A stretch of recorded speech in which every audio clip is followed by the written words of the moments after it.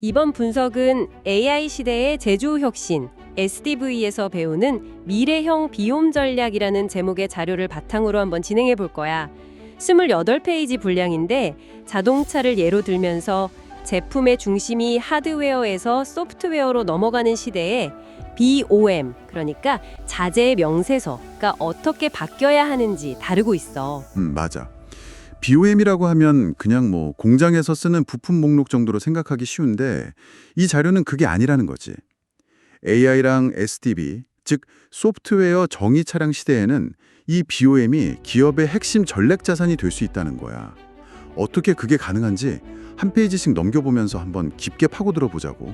너한테 꼭 필요한 인사이트가 있을 거야. 좋아. 그럼 바로 시작해보자. 1페이지. 음, AI 시대의 제조 혁신, SDV에서 배우는 미래형 비움 전략.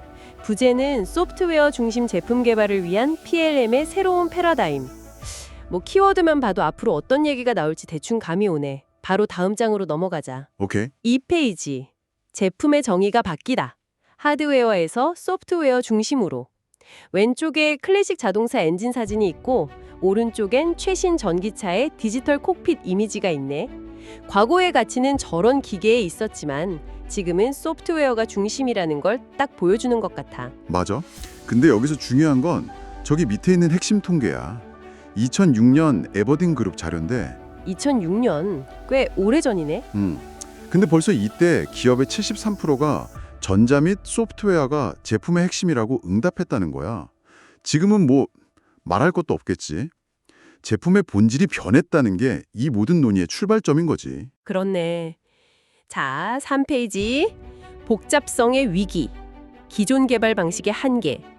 기계, 전기, 소프트웨어 분야가 막 뒤엉켜 있는 그림인데 각 분야가 따로 놀면서 생기는 문제들을 수치로 보여주고 있어. 그래. 저 수치들을 보면 기계랑 전기 설계 표현이 동기화가 안 되는 문제가 68%. 와, 68%나?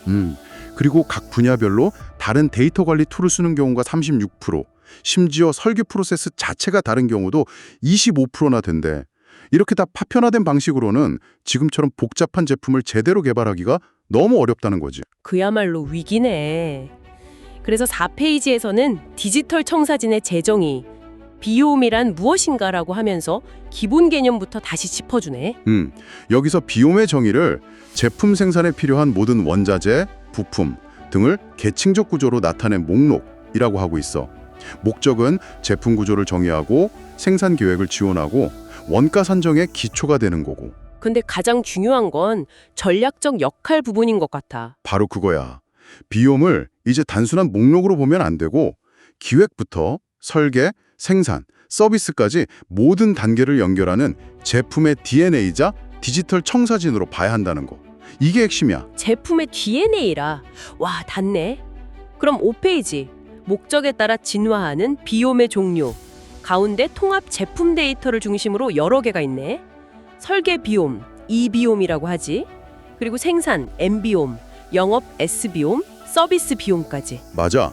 여기서 특히 강조하는 게 소프트웨어 비움, 즉 S비움이야. 아, S비움? SDV 시대의 핵심이지. 소프트웨어 구성 요소의 라이센스나 버전, 또 어떤 거에 종속되어 있는지 이런 걸 관리하는 거거든. 이제 하드웨어 부품뿐만 아니라 이 소프트웨어의 목록과 관계도 체계적으로 관리해야 한다는 뜻이야. 이런 다양한 목적의 BOM들을 목적별 BOM이라고 부르는 거고. 목적이 다르니 종류도 여러 가지구나. 알겠어. 다음 6페이지. 현대적 BOM의 해부, 핵심 구조와 기능. 구조랑 기능으로 나눠서 설명하고 있네. 구조에는 단일 레벨, 다중 레벨이 있고 특히 플랫폼이랑 모듈 구조가 강조됐어. 기능에서는 정전계랑 역전계가 핵심이야. 영어로는 explosion이랑 implosion. 정전계, 역전계. 정전계는 상위 품목, 예를 들어 자동차에서 하위 부품인 엔진, 타이어로 이렇게 쫙 펼쳐보는 거야. 이건 뭘로 만들어졌지? 하고. 반대로 역전계는 특정 부품, 나사 하나가 어떤 자동차 모델에 사용되는지 거꾸로 추적하는 거지. 이건 어디에 쓰이지? 하고. 이 두 기능이 자재 소요량 계획, MRP나 설계 변경 영향도 분석 같은 핵심 업무에 쓰이는 거야. 오케이. 자, 7페이지. 목표, 단절 없는 정보 흐름을 위한 통합 BOM. 이게 이 자료의 핵심 해결책 중 하나 같아. 비포랑 애프터 그림이 아주 명확하네. 맞아. 이전 비포에는 EBOM, MBOM, 서비스 BOM이 다 제각각 놀았어. 그러다 보니 오류, 재작업, 불일치가 막 생기는 거지. 생각만 해도 끔찍하다. 그래서 해결책 애프터는 중앙 PLM 시스템을 단일 진실 공급원, 싱글 소스 오브 트루스로 삼아서 통합 BOM을 구축하자는 거야. 여기서 ERP나 MES 같은 다른 시스템으로 일관된 정보를 쫙 흘려보내는 거지. 정보의 사일로, 그러니까 부서 간의 벽을 허무는 게 목표야. 알겠어. 그럼 그 목표를 이루기 위한 구체적인 전략. 8페이지. 전략1. 플랫폼과 모듈화로 복잡성 제어. 자동차 구조를 플랫폼, 제품군, 모듈, 부품으로 계층화한 그림이네. 이건 이제 부품 중심이 아니라 플랫폼 중심으로 생각하라는 메시지야. 공용 플랫폼을 만들어서 부품을 같이 쓰고 재사용을 극대화하면 파생 모델 개발 기간을 확 단축할 수 있거든. 특히 저기 소프트웨어 모듈의 통합 및 업데이트 단순화, 이게 SDV 맥락에서 핵심적인 기대 효과인 거지. 그렇구나. 다음은 9페이지. 전략 2. 150% 슈퍼봄으로 모든 경우의 수 관리. 모든 옵션을 다 담고 있는 제네릭 봄. 이걸 150% 슈퍼봄이라고 부르네. 여기서 규칙, 룰스에 따라 특정 제품의 봄을 만들어내는 방식이네. 수많은 조합만큼 봄을 다 만드는 게 아니라 가능한 모든 경우의 수를 담은 하나의 마스터 봄을 관리하자는 거야. 그게 더 효율적이라는 거구나. 훨씬. 그리고 여기서 AI와의 연결점이 되게 흥미로운데 이렇게 데이터가 잘 구조화되어 있어야 AI가 시장 트렌드를 분석해서 최적의 구성을 추천해주거나 고객 맞춤형 견적을 실시간으로 내주는 기반이 될 수 있다는 거지. 와, 대단한데? 자, 10페이지. 전략 3. 데이터 정확성을 위한 거버넌스 확립. 이건 뭐 기술이나 전략이 아무리 좋아도 데이터 품질이 엉망이면 다 소용없다는 이야기네. 당연한 말인데 사실 이게 제일 중요해. 체크리스트 형식으로 딱 정리해놨잖아. 코드 및 명령 규칙 표준화, 엄격한 설계 변경 관리 프로세스, 명확한 데이터 소유권 및 책임 정의. 그리고 정기적인 데이터 감사 및 정비, 이런 게 필수라고 강조하고 있어. 기본이 바로 서야 전략도 의미가 있다는 거지. 맞죠? 자, 11페이지. 살아있는 청사진, 디지털 트윈과 AI의 결합. 실제 차량, 가상의 차, 즉 디지털 트윈이 실시간으로 데이터를 주고받는 그림이야. BOM이 이 디지털 트윈의 뼈대 역할을 한다고 하네. 여기서 AI 활용 사례가 아주 구체적으로 나와. 설계 단계에서는 비용이나 무게에 최적화된 BOM을 AI가 자동으로 생성하고, 생산 단계에서는 시뮬레이션으로 오류를 미리 막고, 서비스 단계에서는 실제 사용 데이터를 분석해서 고장을 예측하고 서비스용 BOM을 자동으로 만드는데 AI를 활용할 수 있다는 거야. BOM이 그냥 정적인 문서가 아니라 살아 움직이는 데이터가 되는 거지. 와, 정말 살아있는 청사진이네. 다음 12페이지는 핵심 주장을 요약한 페이지. 소프트웨어 중심 변화를 수용하고 BOM을 전략적 디지털 자산으로 재창조하고 플랫폼, 모듈화, 옵션 관리, 거버넌스 기반의 새로운 전략을 실현하라. 뭐 이런 내용이네. 그리고 마지막에 우리 함께 질문을 던지지. 귀사의 BOM은 AI 시대의 복잡성을 감당할 준비가 되었습니까? 지금까지의 내용을 싹 정리하면서 너의 상황에 이 질문을 한번 적용해보라는 그런 메시지야. 좋아. 그럼 이제 좀 더 깊이 들어가 볼까? 13페이지. 파편화된 진실. 목적별 BOM이 데이터 불일치를 낳습니다. 아까 7페이지에서 봤던 문제점을 다시 보여주는 그림이네. 하나의 제품에서 설계, 생산 등 목적별로 BOM이 따로 만들어지면서 정보가 깨진다는 거. 문제의 근원을 다시 한번 짚어주는 페이지야. 왜 통합 BOM이 필요한가? 그 당위성을 설명하는 거지. 각 부서가 자기 목적에만 맞는 데이터만 보다 보니까 전체적인 진실은 조각조각 나버린다는 거야. 그 조각난 정보가 어떤 재앙을 부르는지 보여주는 게 14페이지네. 하나의 오류가 모든 것을 무너뜨린다. 부정확한 비옴의 파급 효과. 가운데 비옴 부정확히라는 폭탄이 있고 주변 부서들이 다 터져나가는 그림이야. 좀 무섭네. 이게 과장이 아니야. 비옴 오류 하나가 전사에 미치는 영향을 보여주는 거지. 영업은 견적이 틀리고, 생산은 라인이 멈추고, 설계는 개발이 지연되고, 구매는 쓸데없는 자재를 사고, IT는 데이터 신뢰도가 떨어지고, 비움이 얼마나 중요한 기준 정보인지 역설적으로 보여주는 거야. 그럼 다시 해결책으로 돌아와서 15페이지. 해결책, 제품의 디지털 청사진, 비움. 통합 비움이 중심 허브가 돼서 설계, 생산, 구매, 영업, 서비스, 원가, 품질 등 모든 부서를 쫙 연결하는 모습이네. 여기서 통합 비움을 Single Source of Truth, 이자 제품의 디지털 DNA라고 다시 한번 정의하고 있어. 잘 관리된 비움이 제품 수명주기 전반에 걸쳐서 모든 부서에 일관되고 정확한 정보를 주니까 협업이 잘 되고 의사결정의 질도 높아진다는 거지. 아주 이상적인 모습이야. 좋아. 그럼 그 비움의 기본 구조, 16페이지. 비움의 기본 구조 이해하기, 계층과 레벨. 단일 레벨 비움이랑 다중 레벨 비움을 비교하고 있네. 단일 레벨은 최종 제품을 조립하는 데 필요한 부품만 딱 한 단계로 보여줘서 직관적이긴 해. 근데 부품 간의 상하 관계를 파악하긴 어렵지. 반면에 다중 레벨은 최종 제품부터 원자재까지 모든 부품과 반제품의 계층 구조를 명확하게 보여주잖아. 그래서 제품의 전체 구조를 이해하고 원가를 계산하거나 자재 계획을 세울 때는 이게 필수적이야. 그렇구나. 17페이지는 BOM 활용의 핵심, 정전개, 익스플로전, 역전개, 임플로전. 아까 6페이지에서 나왔던 내용인데 그림으로 더 자세히 설명하네. 정전개는 자동차에서 엔진, 차체로 분해되고 역전개는 나사 하나가 어떤 차종에 쓰이는지 보여주는 그림. 각각의 유스 케이스가 명확해졌지. 정전개는 자재 소요 계획, MRP, 생산 계획, 원가 계산에 쓰이고 역전개는 설계 변경 영향 분석, 품질 관리, 재고 관리에 사용돼. BOM 데이터를 어떤 방향으로 조회하느냐에 따라서 활용법이 완전히 달라지는 거야. 오케이. 개념은 이제 확실히 잡혔어. 그럼 18페이지. 현대 제조업의 핵심 과제. 대량 맞춤화, 매스 커스터마이제이션의 도래. 수많은 제품들이 코어 플랫폼에서 뻗어나가는 이미지인데 어떻게 수백만 가지 제품 옵션을 제공하면서 복잡성을 통제할 수 있을까라는 질문을 던지네. 맞아. 고객은 점점 더 개인화된 제품을 원하잖아. 그에 따라 파생 모델이 막 기하급수적으로 늘어나는 게 현실이거든. 전통적인 BOM 관리 방식으로는 이제 한계에 도달했다는 문제 제기지. 해답은 제품 아키텍처랑 BOM 구조 자체를 혁신하는 데 있다는 거고. 그 아키텍처를 설명하는 게 19페이지. 복잡성 제어를 위한 아키텍처, 플랫폼, 모듈, 그리고 파생 모델. 자동차 구조를 4단계로 명확하게 정의했네.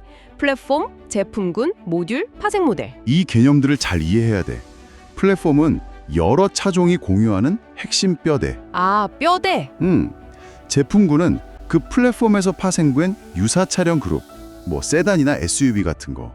모듈은 엔진, 변속기처럼 기능 단위로 설계된 부품 집합. 그리고 마지막으로 파생 모델이 고객이 선택하려는 구체적인 사양인 거지. 뭐 V8 엔진, 5단 자동 변속기 이런 식으로. 이 계층적 접근법이 복잡성을 효과적으로 제어하는 열쇠야. 그 열쇠를 실제로 어떻게 쓰는지 보여주는 게 20페이지. 하나의 비옴으로 모든 것을 표현하다 제네릭 비옴. 허머 자동차의 제네릭 비옴 예시가 나왔네? 모든 엔진, 토 패키지 옵션을 다 가지고 있다가 고객이 선택하면 규칙에 따라서 특정 모델, 여기선 H1 모델의 스페시픽 비옴이 생성되는 과정을 보여주는 거지. 이게 바로 아까 9페이지에서 말했던 150% 슈퍼 비옴의 실제 예시야. 수천 개의 파생 비용을 개별적으로 관리할 필요 없이 단 하나의 제네릭 비옴이랑 옵션 규칙만으로 전체 제품군을 관리할 수 있으니까 데이터 관리 효율성이 극대화되는 거지. 효율성이 엄청나겠네. 21페이지. 주문 조립 생산 ATO, 환경의 해법, 모듈러 비옴. 이건 수많은 개별 비옴 대신 소수의 계획 모듈로 관리하는 방식을 비교해서 보여주네. 맞아. 예를 들어서 2가지 타입이랑 3가지 색상 조합으로 6개의 최종 제품을 만든다고 쳐봐. 기존엔 비옴이 6개 필요했지만 모듈러 방식으로는 5개, 그러니까 2 더하기 3, 이 5개의 계획 모듈만 관리하면 된다는 거야. 아, 훨씬 간단하네. 고객 주문이 들어오면 그때 표준 모듈들을 조합해서 최종 제품을 신속하게 완성하는 거지. 예측 정확도를 높이고 재고 부담을 줄이는 아주 효과적인 전략이야. 좋아. 다음 22페이지. 기업 시스템의 허브, 통합 비옴의 역할. 비옴이 PDM 시스템 안에 있으면서 ECAD, MCAD, ERP, 공급망, 공급사 포털 같은 기업의 모든 핵심 시스템과 정보를 주고받는 중심 허브 역할을 하는 그림이야. 여기서 디지털 연속성이라는 중요한 개념이 나와. 설계, CAD에서 만들어진 부품 정보가 PDM을 통해 EBOM으로 구축되고 이게 다시 생산, ERP에 필요한 MBOM으로 변환돼서 전달되는 이 원활한 데이터 흐름. 이 흐름 자체가 디지털 스레드의 핵심이라는 거지. 23페이지는 작동 방식. 제네릭 비용과 베리언트 규칙을 통한 특정 제품, 스페시픽 비용 생성. 아까 20페이지 허머 예시를 더 상세한 순서대로 보여주는 거네. 제네릭 비움에서 고객 선택과 규칙 적용을 거쳐 스페시픽 비움이 생성되는 과정. 여기서 규칙의 역할이 명확하게 보이지. 만약 허머 모델이 H1이고 토호 패키지가 11,200lb이면 더 큰 엔진인 VR8 6.5리터를 포함시켜라 같은 논리 규칙이 적용되는 거야. 그러면 자동으로 정확한 스페시픽 비움이 만들어지는 거지. 사람의 개입을 최소화하고 오류를 줄일 수 있어. 이 개념이 다른 산업에도 적용될 수 있다는 걸 보여주는 게 24페이지. 개념 확장. 다양한 산업에 적용되는 베리언트 관리. 이번엔 데스크탑 PC 예시네. 프로세서, 오디오, 드라이브 같은 옵션을 고객이 선택하면 규칙에 따라 마이 커스텀 PC의 비움이 생성되고. 그렇지. 이 베리언트 관리 방식이 자동차뿐만 아니라 전자, 산업 장비처럼 옵션 조합이 많은 모든 산업에 적용될 수 있는 범용적인 개념이라는 걸 보여주는 거야. 원리는 완전히 똑같아. 25페이지는 통합 설계 및 개발 환경 아키텍처. 이건 굉장히 복잡한 시스템 구성도인데. 맞아. 22페이지의 개념도를 실제 시스템 레벨에서 어떻게 구현할 수 있는지 보여주는 기술적인 아키텍처야. ECAD랑 MCAD 설계 환경이 중앙의 PDM을 통해 통합되고 공급업체나 협력사랑도 데이터를 교환하는 전체적인 그림이지. BOM 서비스나 부품 정보 시스템 같은 것들이 중앙의 통합 환경에서 관리되고 있다는 점이 핵심이야. 오케이. 26페이지. 제조업의 핵심. BOM 완전 정복. 한 페이지짜리 인포그래픽 요약본이네. BOM의 기초부터 문제점, 종류, 구조, 활용법까지 로봇 트랙터랑 같이 잘 정리했어. 지금까지 우리가 다뤘던 핵심 개념들을 시각적으로 아주 잘 요약했어. BOM의 대칭 구조, 기능 공정이라는 두 가지 관리 단위, 옵션과 사양에 따른 맞춤형 구성까지. 이 한 장만 봐도 BOM 관리의 핵심을 파악할 수 있도록 정리해 둔 거지. 좋아. 이제 거의 다 왔네. 27페이지. 마지막 메시지 페이지야. BOM은 기술 자료를 넘어선 기업의 핵심 전략 자산입니다. 제품의 복잡성이 기하급수적으로 증가하는 시대에 BOM을 마스터하는 기업만이 변화에 유연하게 대응하고 혁신을 주도할 수 있다는 강력한 메시지를 던지고 있어. BOM은 더 이상 관리의 대상이 아니라 가치 창출의 원천이라는 거지. 그리고 다시 한번 묻고 있어. 당신의 디지털 청사진은 얼마나 견고합니까? 그리고 마지막 28페이지는 노트북 lm.google.com 로고네. 이걸로 소스 자료는 끝이야? 끝. 와, 지금까지 제품의 정의가 소프트웨어 중심으로 바뀌는 시대에 기존의 파편화된 BOM 관리 방식이 왜 한계에 부딪혔는지, 그리고 그 해법으로 플랫폼 기반의 통합된 슈퍼 BOM 전략이 왜 필요한지를 쭉 훑어봤네. 맞아. 근데 이건 단순히 기술적인 변화가 아니야. BOM을 기업의 디지털 DNA로 인식하고 이걸 AI나 디지털 트윈과 연결해서 살아있는 데이터로 활용하는 비즈니스 전략의 전환이지. 이런 변화로 주도하는 기업이 결국 대량 맞춤화와 SDV 시대를 이끌게 될 거야. 맞아. 오늘 분석을 통해 BOM이 살아있는 디지털 트윈이 되어간다는 걸 봤잖아. 여기서 너에게 마지막으로 이런 질문을 던지고 싶어. 만약 네가 타는 자동차가 스마트폰처럼 소프트웨어 업데이트만으로 성능이 바뀌고 새로운 기능이 생긴다면 미래에 제품을 소유한다는 것의 의미는 과연 무엇일까? 네가 돈을 주고 산 하드웨어일까? 아니면 계속해서 진화한 소프트웨어의 구독권일까? 한번 생각해볼 문제 아닐까?